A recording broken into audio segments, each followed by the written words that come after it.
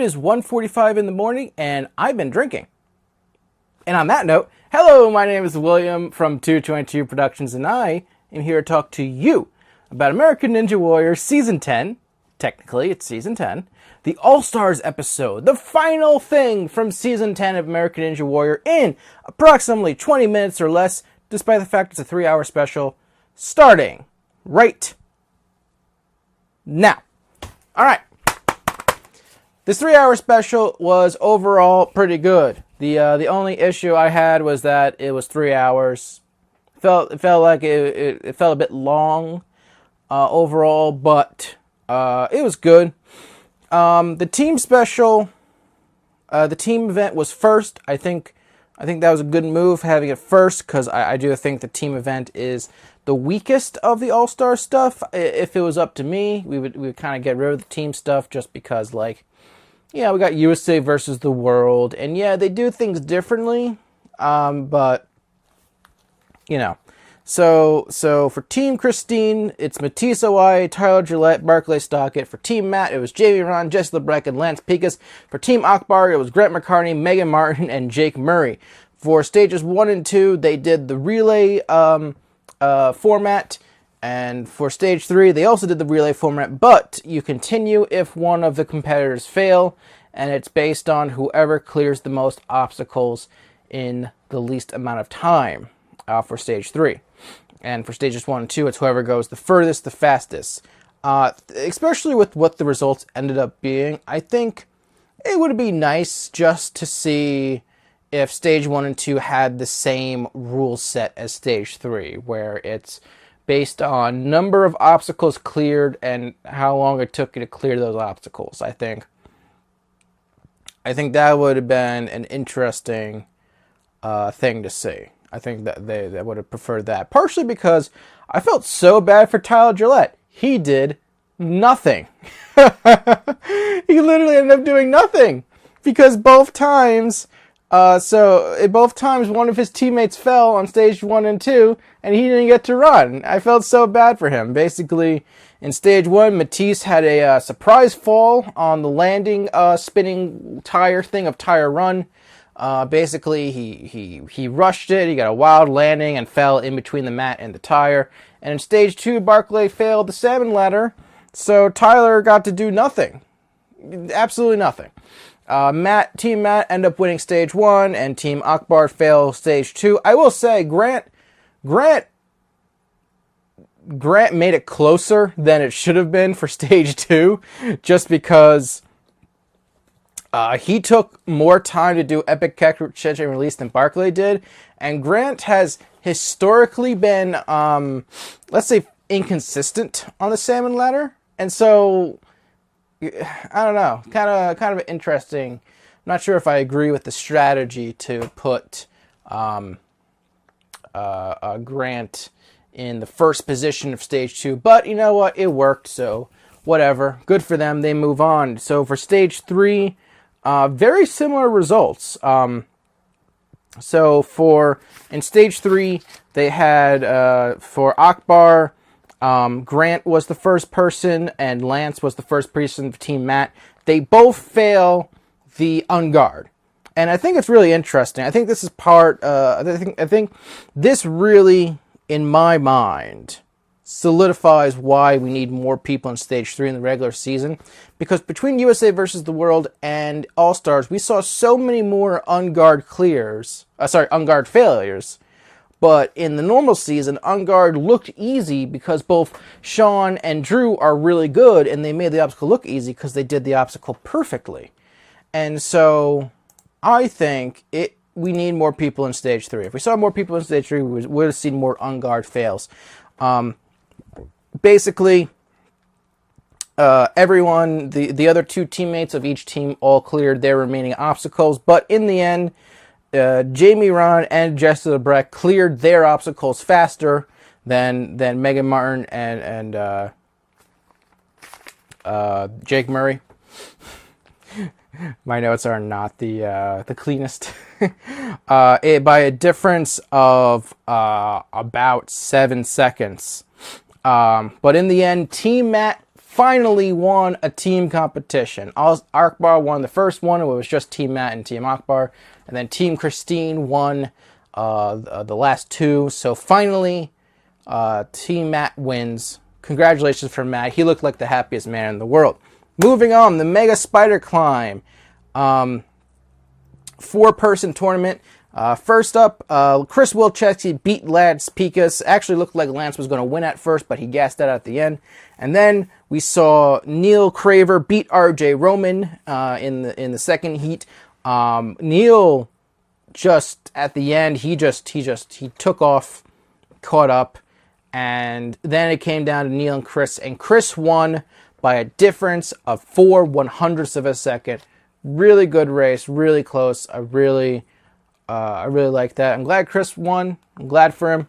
It was good stuff. I like the spider climb. And you know what? Having the spider climb at the final stage, not a bad thing. Not a bad thing, A&W. Maybe we could combine it with the rope climb and have two things in the final stage. I don't know. That's just me.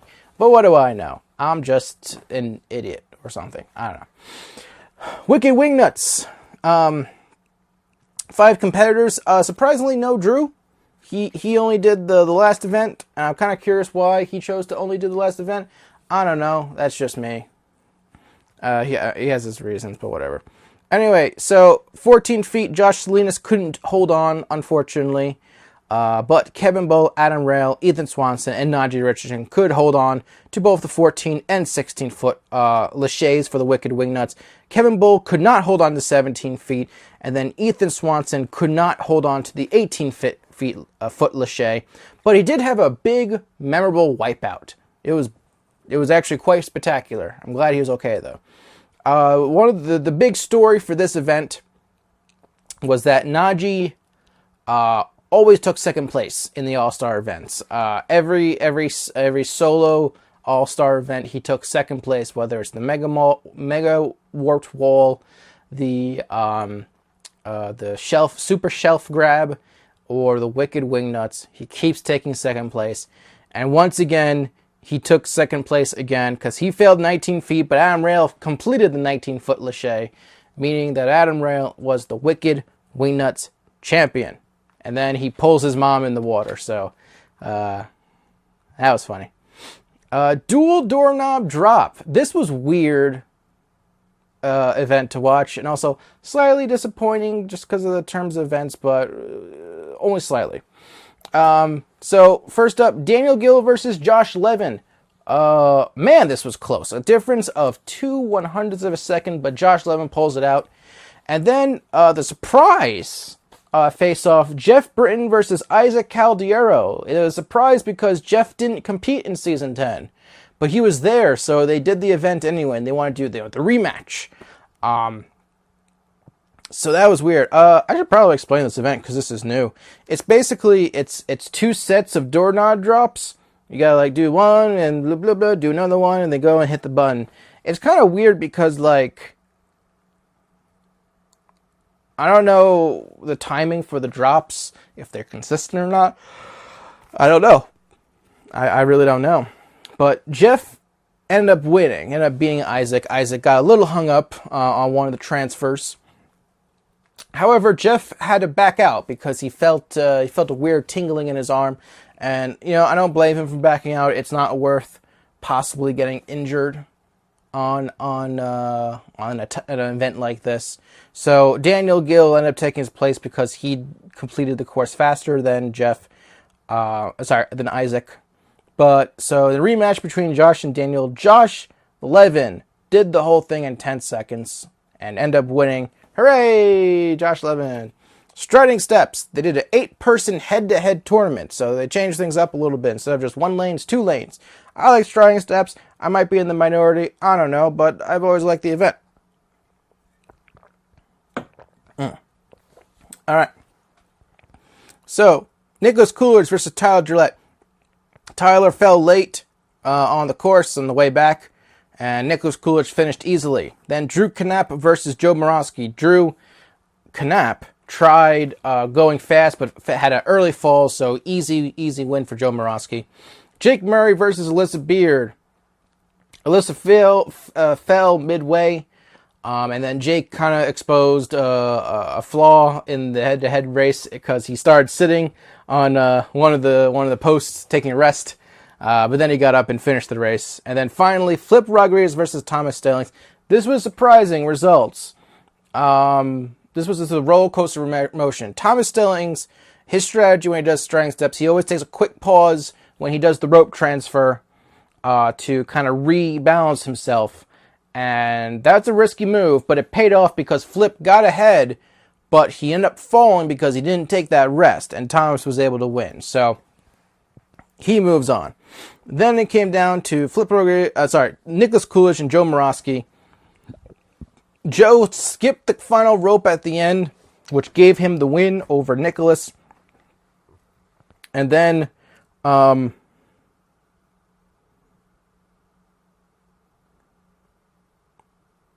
can't see what I wrote there. And then Thomas edged out Jake Murray to make it to the finals. So Thomas Stillings versus Joe Morosky, very close race, but by the difference of 5/100ths of a second, Joe Morosky wins, I believe, his first individual all-star competition, unless I'm mistaken, which is possible. It's late. I could just not be remembering. Super Salmon Ladder. This was unfortunately a little disappointing, and it kind of, when the editing was only focusing on the distance in terms of number of rungs, you can tell that at most we were really only going to get one person at the top. Both Austin Gray and Dan Polizzi only got 16 rungs of the 35. Austin tried skipping rungs, but he slipped off, and Dan just kept drifting to the left, unfortunately, and he fell off. Barclay, very, very impressive, 28 rungs. Actually, it was really good. I really like that. Best performance by a woman, and ended up finishing second place overall. She might have had a good shot, but unfortunately for her, Sean Bryan, 35 rungs, the whole thing once again, beating his record for top time to the top in 17.5 seconds. Sean wins in dramatic style. He emphatically wins. No doubt that he won. And once again, good for him. Glad to see Sean win. Big Dipper Freestyle is the final event. Basically, they took the first half of the Dipper, or was it technically the second half? No, it's the first half.